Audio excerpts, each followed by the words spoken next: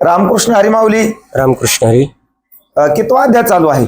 आता 11वा अध्याय चालू आहे माऊली. बरं, आणि श्लोक कितवा चालू आहे? श्लोक आता 510वा चालू आहे. हे बघा, अनेक गावाला सप्ताह होतात, पण पारायणाला एवढे तरुण नसतात. आणि मला फार आनंद वाटला.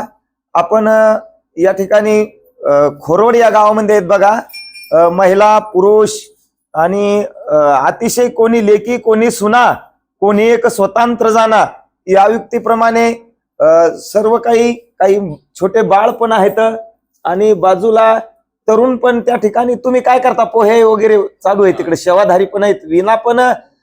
दादा, किती वर्ष झाले आपल्या सप्ताहाला? 18 वर्ष आहे माऊली चालू आहे. पूर्ण 18 वर्ष झाली. 18 वर्ष. वा वा वा. आणि एवढी पण पब्लिक रोज असते का? हो, सालाबाद प्रमाणे नियमित. आणि किती वाजता सकाळी चालू करता? सकाळी 7:30 वाजता चालू करतो. बरं. आणि खरंच माऊलीने एक वही दिली ज्ञानेश्वरी मध्ये, ये मराठ्याचे नगरी, नाही का, ब्रह्मविदेचा सुखाळू करी, किंवा माझे मराठ्याचे बोल कौतुके अमृता पैजा जिके. आपल्या मराठवाड्यावर माऊलीची कृपा झाली.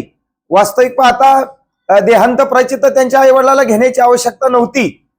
बाहेर देशाला त्यांना स्थलांतर करता येत होतं, पण आपल्या मराठवाड्यामध्ये ज्ञानेश्वरीचा उदय होणार होता. आणि सर्व एक आपल्या जनाबाई म्हणतात गंगाखेडच्या की वाचावे ज्ञानेश आणि डोळा पहावे पंढरी. पंढरी, ज्ञान होय मुढा अति मूर्खत्या दगडा. वा वा, धन्यवाद. माऊली ज्ञानेश्वर महाराज की जय. तुम्हाला थोडं मी वेळ घेतल्याबद्दल क्षमा मागतो. रामकृष्ण.